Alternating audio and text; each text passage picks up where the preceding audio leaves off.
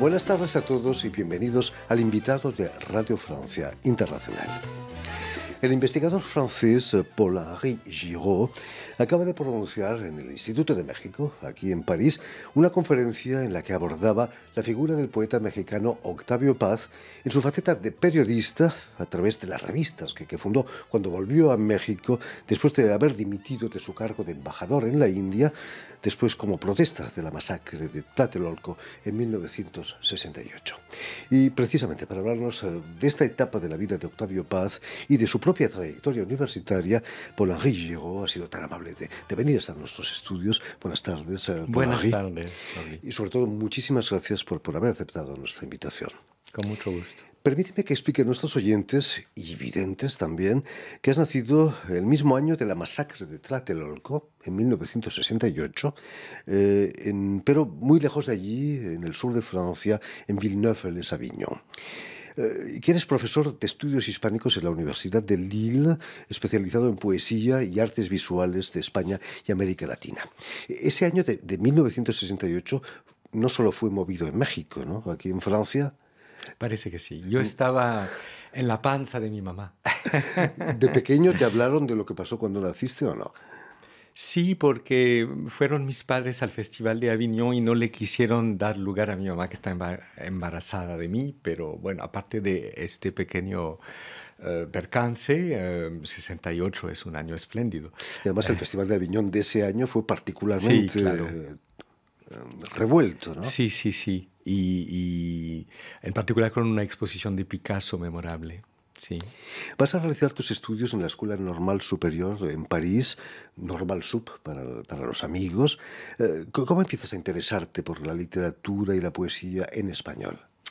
Por unas clases de Hippocane de los años de preparación a Normal Sup, donde leímos a Neruda, a Cortázar, a Fuentes, no a Paz, pero luego llega el Premio Nobel de Paz en el 90, perdón. Ahí compro Libertad bajo palabra y me lo llevo a Chile y a México. Y la conjunción entre la lectura y la visita resultó en una tesis doctoral. Tu interés por el español no viene desde familia, ¿no? No, de mis profesores, del gusto de viajar y en particular por América Latina. Y precisamente tu tesis doctoral la defiendes en la Sorbona abordando ciertos aspectos de la obra de Octavio Paz, ya, ¿no? Sí, la idea que la poesía y lo sagrado pueden coincidir en la época contemporánea, una época más bien descreída, donde el poeta, el artista busca una sacralidad de alguna manera, y Paz teorizó este aspecto en su gran ensayo El arco y la lira, y lo experimentó también en varios momentos de su obra poética. Esa tesis la redactas bajo la dirección de Claude Esteban, que poeta y además traductor de Octavio Paz, ¿no? Traductor de muchos poemas, en particular Blanco, y el monogramático, los dos grandes textos de la India, y traductor de muchos poemas después, de algunos ensayos también, amigo de Paz, sí. Octavio Paz, a quien también tú pudiste conocer años más tarde, ¿no? Sí, yo estaba haciendo mi tesis doctoral el último año que Paz vino a París, en el 96. Me recibió en su hotel con estas frases, a sus órdenes, señor. Y después entendí que era pura poesía y cortesía y diplomacia mexicana. Sí, sí. Pero el contacto fue muy bueno porque yo esperaba escuchar y fue un verdadero diálogo que se prosiguió en su casa algunos meses después en la Ciudad de México. ¿Qué es lo que admiras en el poeta Octavio Paz? Su pasión, la luz también de muchos poemas, la paginación especial con versos escalonados y también cierto exotismo de la India, de México, que para un francés es muy notable. Tu trabajo no se limita naturalmente a la obra de Octavio Paz. En la Sorbona eres nombrado director de investigaciones sobre iconografía y poesía en el mundo hispano-latinoamericano del siglo XVI al XXI. Vasto programa, como diría De Gaulle. Sí, bueno, es que había yo empezado a interesarme profesionalmente por la poesía con San Juan de la Cruz y descubrí que eso es un punto en común con Octavio Paz también, cuyo primer ensayo de importancia sobre la teoría poética lo redacta en el 42 en México en un acto de homenaje de los republicanos españoles a San Juan de la Cruz. Y el ensayo se llama Poesía de Soledad y Poesía de Comunión, y esta recuperación de los conceptos cristianos como comunión, transfiguración, revelación, es una marca de fábrica de la poética de Paz. ¿Se le puede considerar un poeta místico también a Octavio Paz? No totalmente, porque es sobre todo un gran racionalista, Paz, pero también como Nietzsche, un racionalista antirracionalista. Y hay una nostalgia, quizá de creer, de la creencia, pero sobre todo de la experiencia mística, que lo lleva a los umbrales de ciertas revelaciones en algunos momentos. A finales de los 90 vas a ser residente de la Casa Velázquez en Madrid. Nada más un Un mes, mes. Pero sí. también en la Fundación Octavio Paz Y en la en Fundación México. Octavio Paz, durante un año, yo iba y venía entre México y Francia, pero fue una gran ayuda para llevar a cabo mi tesis, claro. Imagino que en condiciones magníficas, tanto en México Claro, como en cuando la España. fundación estaba instalada en la casa de Alvarado, un lugar magnífico donde murió Octavio Paz finalmente. Terrible. Al mismo tiempo, también has realizado una residencia en Cambridge, en la universidad, en el Clare Hall, del que eres miembro vitalicio. Me imagino que Cambridge están los mejores hispanistas del mundo, ¿no? ¿O no? O algunos, Algunos. algunos están en Francia también También, por y en supuesto. muchos lugares, pero sí, esa fue otra etapa de mi investigación, de mi interés por México. Yo entonces estaba escribiendo un libro sobre Manuel Álvarez Bravo, un gran fotógrafo que fue amigo de Paz y que lo retrató también. En la Universidad de Lille actualmente eres secretario general del Instituto de las Américas.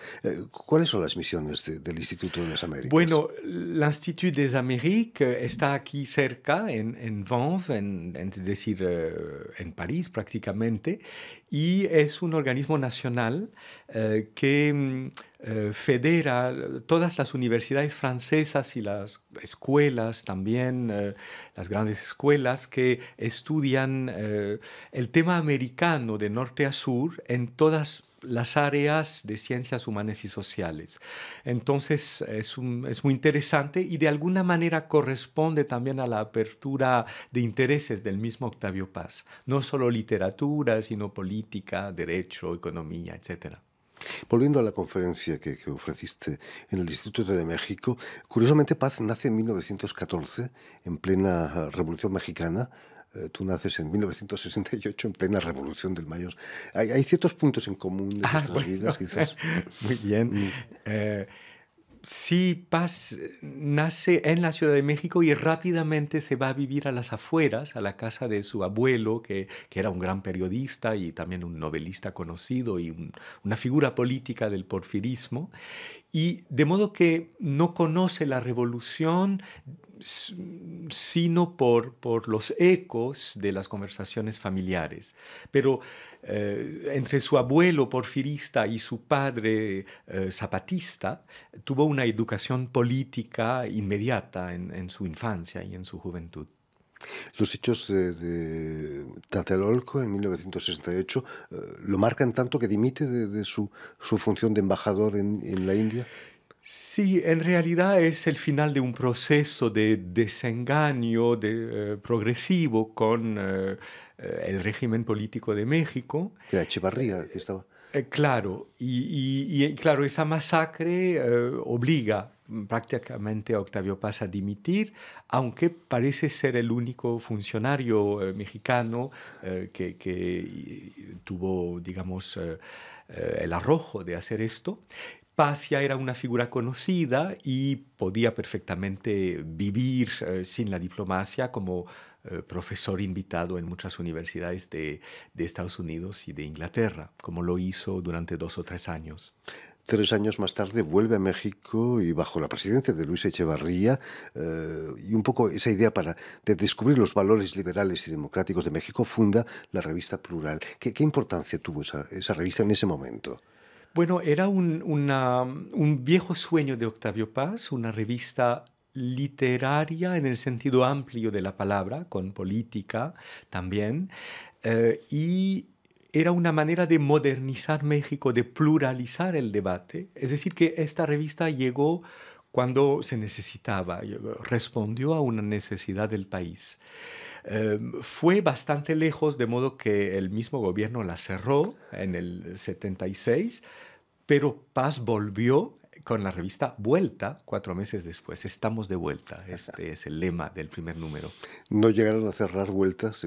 ¿Pudo continuar? No, porque finalmente el régimen trataba de liberalizarse y la revista Vuelta fue un poderoso instrumento para ello.